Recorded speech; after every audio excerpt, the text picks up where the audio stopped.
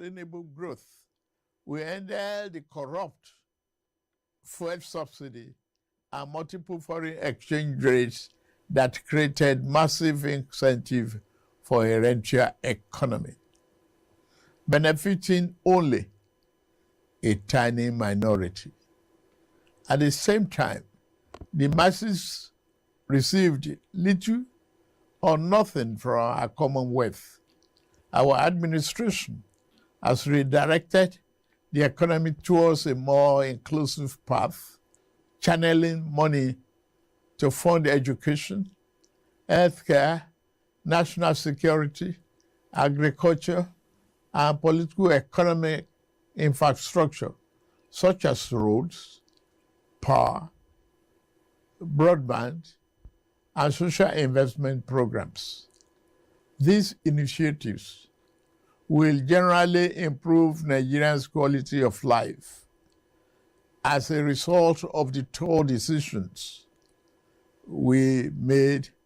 The federal and state government, including local government, now have more money to take care of the people at the lower level of the ladder to address our development challenges. Hello, Lagos. Welcome to Broad Street Drive on Nigeria Info 99.3 FM. I am Hilary Nnoruka, and that was President Bola Tinubu giving a speech some days ago when Nigeria turned 65 on October 1. Throughout today, we'll be discussing Nigeria at 65. Joyce was talking about us as a nation. Right now, we'll be focusing on the economy for the next 30 minutes. And joining me via Zoom this afternoon is Professor Ken Ife. He's a development economist, a policy analyst, and a consultant who serves as the lead consultant on private sector developments for the ECOWAS Commission. He's also co-chair of the EU Africa Business Task Force. He's joining me live right now. Glad to have you here, Professor Ife. Okay, hold on. I think something. So glad to have you, Professor Ife. Hold on, sir. I think there is something I need to fix with the audio here. So let's try it one more time. Glad to have you on the show this afternoon, sir. Thank you. Thank you for having me. Okay, good. We are live right now. So you heard President Bola Tinubu there talking about the economy. He talked about two major things: the liberalization of the dollar exchange rates, merging up, basically just floating the currency. And he also talked about fuel subsidy, saying that in the past, these things benefited only a few, but now with the reforms his government is undertaking, that Nigerians are benefiting. What do you have to say about that? And that more money is now available for states and local governments to take care of the people. What's your reaction to this, sir? Well, what he said are the truth, and what he did is what politicians were dreading to do for the last 15 years. And he has the courage to say enough is enough, fuel subsidy is gone, but he never got the entire money for fuel subsidy. He only got 50% of that. The rest of it was squandered by NNPC in their inefficient operations. So had he got the whole money, it could have been a different story, because when he got what he got, they had to share with, plus of course there was devaluation of the currency, so the revenue that the state governors get doubled. And then he now put some money on agriculture, put some money on defense, and put some on poverty reduction, all that stuff. So, but he didn't have enough. He only had 50% of the gain from removal of subsidy. But that notwithstanding, the other areas where he has punched, and punched very deeply, was the area of currency stabilization and the liberalization of the foreign exchange rates, because we had a regime where we had multiple exchange rates, and that was hiding the real depth of our challenge, because they entered with when we had over $8 billion in forex backlogs, and then we also had 27 trillion naira as ways and means, printing money. So when you print money, you're just printing inflation. That's the simple answer to that. Then the other one is investor confidence was knocked. You see the airlines, Emirates Airline and the other one, they all abandoned Nigerian routes. But otherwise, they started clearing those backlogs. And don't forget that when he came in, even though our reserves were about 33 trillion, but the actual net reserves was actually less than 5 billion, was 22 billion, $33 billion. But the net reserve was around 5 billion or less, even far less. But now, when you say net reserve, can you clarify that for us? 33 billion and then net reserve 5 billion. Can you clarify that for us to understand? No, net reserve, let's see, when the reserve was at $33 billion, but when you begin to discount all the securities, because when you have this reserve, they mark down the reserve with some of your borrowing, your servicing of those debts. But what was actually free was less than 5 billion. But now the reserve has gone up to $42 billion, and the net reserve is about 23 point something billion dollars. So it means that now normally again the reserves are supposed to cover 3 months of imports. Assuming all chips were down and the country is in trouble, you should have enough reserve to cover 3 months of import. But what we have now can cover 9 months of import. So it's evidence of good health. Then when they came in again, we were on a negative balance of payment. But now they have turned it over, and we now have over $6.8 billion in balance of payment, positive balance of payment. So all of those are you are ticking the right boxes when it comes to monetary policy. And again, there is stability. Now, what is important to investors is not really the absolute level of your foreign exchange. It doesn't matter to them if you are 2,000 naira to $1 or 900 or 850, 500 naira to $1. But what happens most of them is stay steady where you are, then we can invest. For example, portfolio investments are coming in, but they don't come in if they think that the rate today is 500, that before 12 months, it will go down to 1,500. So they will lose money. And then inflation was 30 something percent, about 32. Then you can't come and invest money at 23%, 20%. And then by the time you get to collect your money, the inflation has eaten up all the money. So what they did was they removed the arbitrariness in the exchange rates. They closed the gap. In fact, some people left central bank because they were going to central bank to borrow money. Not to borrow money, to look for all kinds of frivolous exchanges. They want it for health, for this, for that, for school fees, for buying raw material. They've left central bank alone now because the rates between the two have closed. So sometimes the bank rate is higher than the black market. Sometimes black market is higher than the rate. So they don't care anymore. They've left central bank alone. So to focus on monetary policy management. So that's a big advantage. And because you now have a steady flow, then the portfolio investors will borrow money at 4% or 3% abroad. They invest to cream your 18% treasury bill or 10% euro bond. And then as long as the exchange rates are reasonably close, then when they mature, they will take their money back without losing money. So that is the advantage. That's what they are doing to keep the situation clement on the area of the monetary policy. These are the two things that the president said. So I reacted to both of them. But there are a lot more things to talk about. Yeah, there are a lot more things to talk about. But before we talk about those other things, let's bring in what Nigerians are saying. Because I know on October 1, we are analyzing this, and I was on the radio analyzing, and someone asked me a question. If it's true that President Bola Tinubu met a dead or dying economy and what he has done. So I tried to explain some things, but I realized that these are all macroeconomics.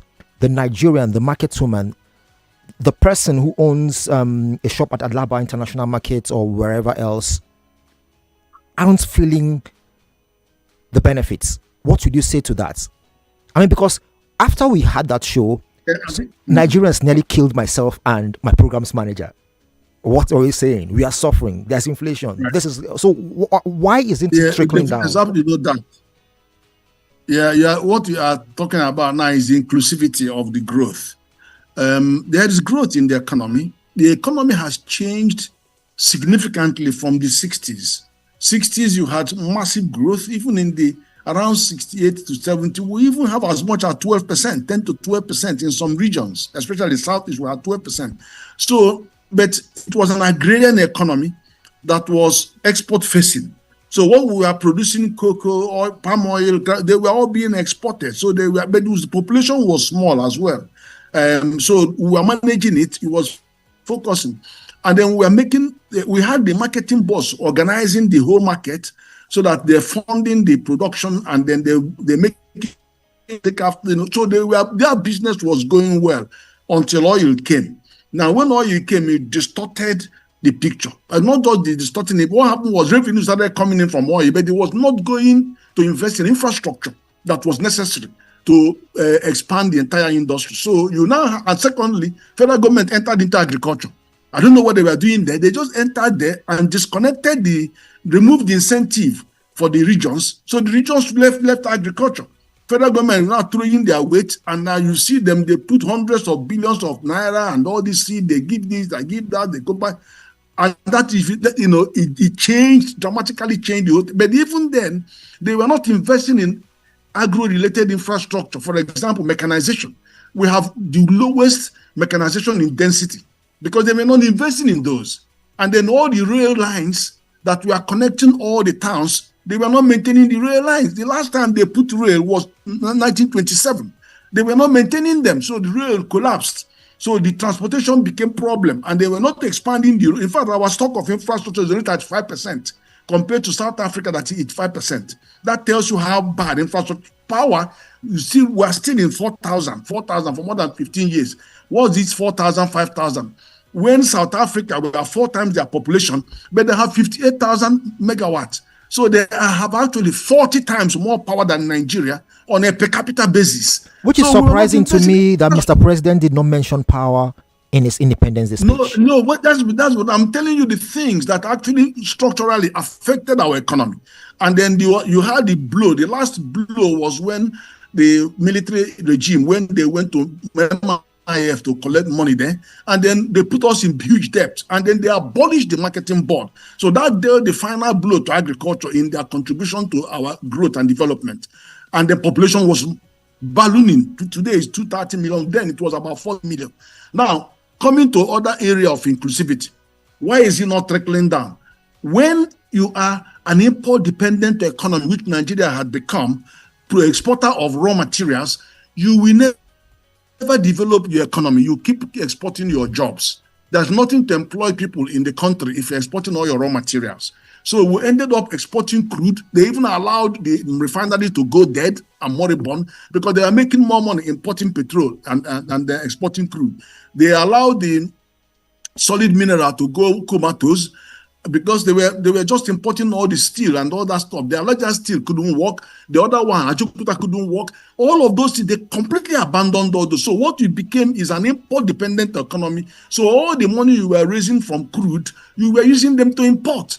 And then when the refineries also failed, then the refineries started using the money again to import. So we became a hostage to import. And then what means when you have an import-dependent economy, you will be vulnerable to any conceivable macroeconomic global headwind. And even when COVID came, we went through 3 recessions. We went through recession in 2015. We went through another one in 2020. And then this time. So we kept on going through recession, taking shocks because of our import. The network seems to have frozen there. Crude produced or price coming down hits the economy below the belt. The second thing about non-inclusivity is that MSMEs, Nigeria has 42 million MSMEs compared to 90 million in Africa. So Nigeria actually has 48% of entrepreneurship in Africa when our population is only 15% and our GDP is only 18%. So you can see that Nigerians are businessmen all over the place, but the economy fails them.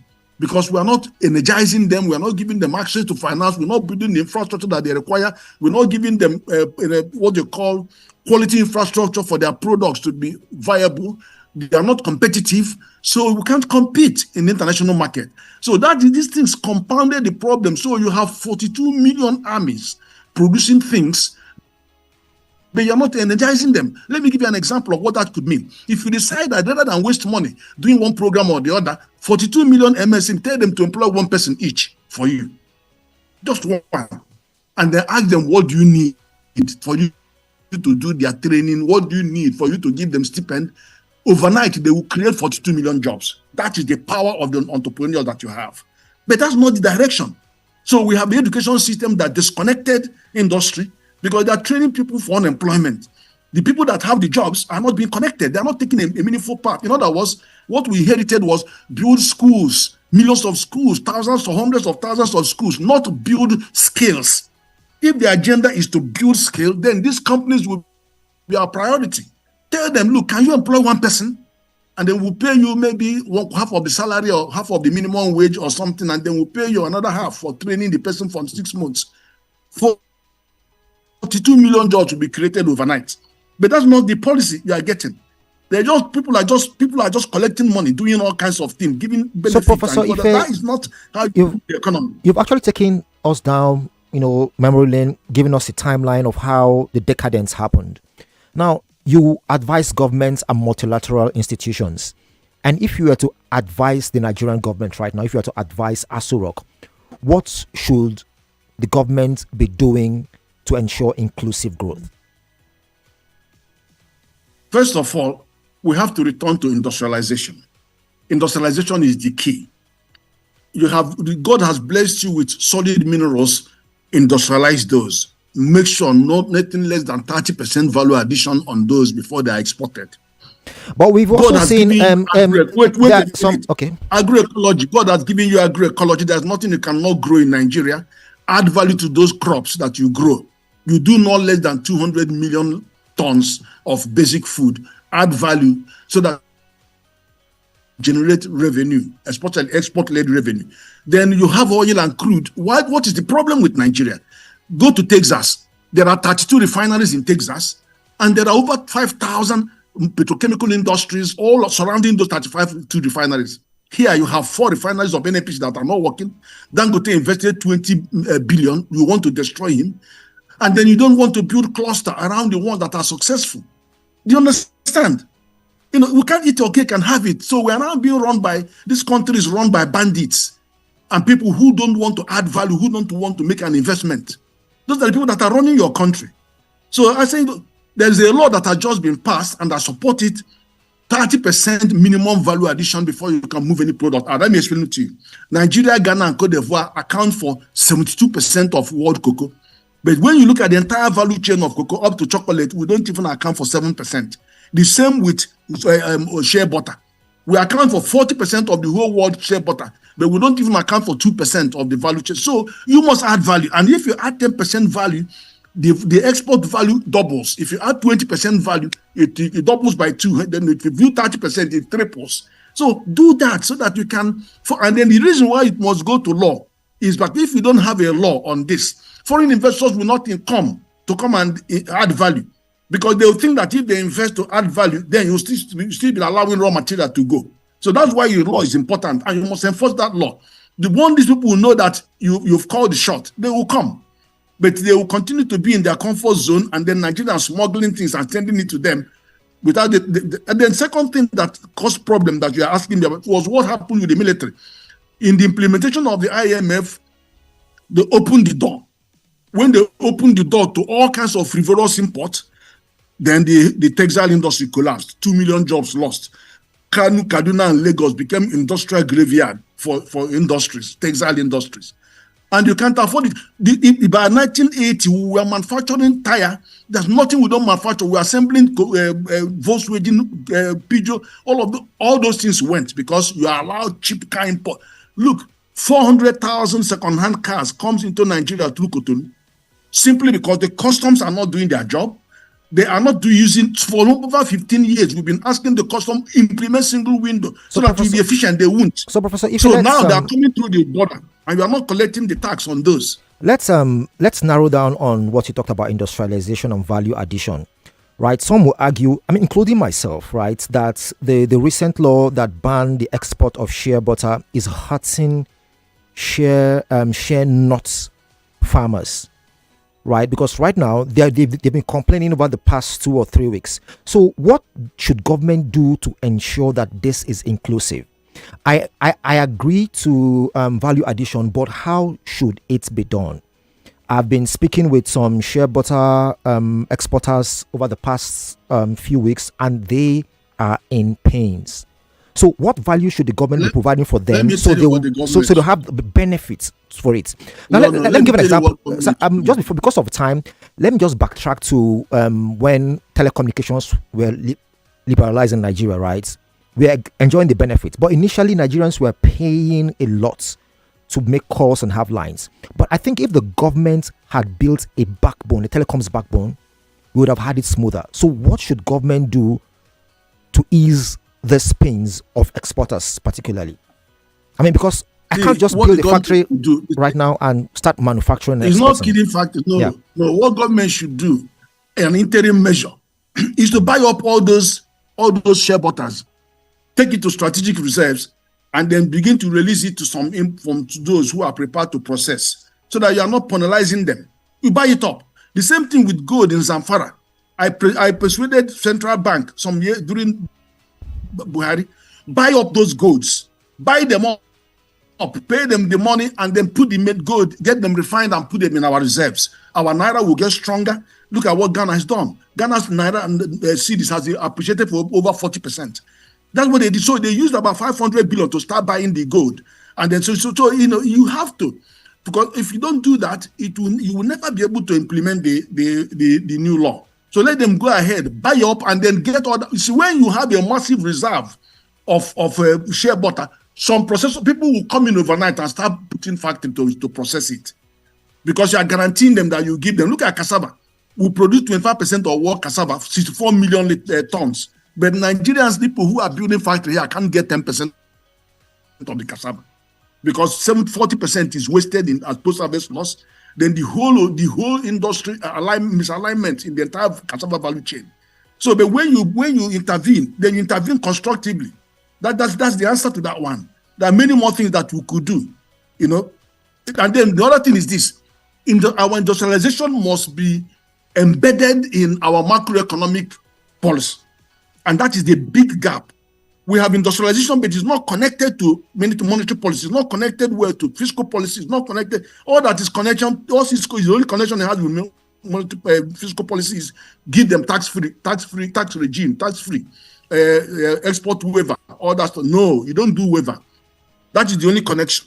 But the real connection should be build industrial assets. So the connection is building industrial assets. I wish we had more time, yes. but we really them so that the people will move in overnight and start producing. I am really sorry that we've run out of time, but I'm extending an invitation to join me again next Monday. I would like us to continue this discussion. The economy at 65. Because right now we have to run. Thank you so much, Professor Ken Ife, for joining me here on my show, The Broad Street Drive. Until next time. And Lagos, there you have it. We've just been reviewing Nigeria at 65. We'll continue. I mean, we have a lot to still discuss, and we'll continue this next Monday. Until then, I am Hilary Nnoruka, and this is the Broad Street Drive on 99.3 Nigeria Info FM. See you next Sunday. Our economy is recovering fast, and the reforms we started over 2 years ago are delivering tangible results. The second quarter 2025 gross domestic product grew by 4.23%. That's Nigeria's fastest pace in 4 years, and outpaced the 3.4% projected by the International Monetary Fund. Inflation declined to 20.12% in August 2025, the lowest level in 3 years. The administration is working diligently to boost agricultural production and ensure food security to reducing food costs.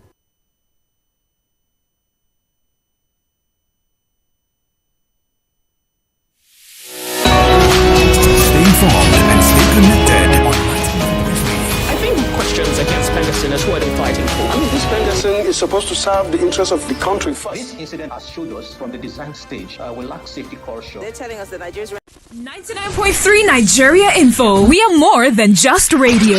Subscribe to our YouTube channel at Nigeria Info FM. Check us out on Facebook at Nigeria Info 99.3. Follow us on Twitter at Nigeria Info FM and on Instagram at Nigeria Info FM Lagos for live updates as it happens. 99.3 Nigeria Info. Let's talk.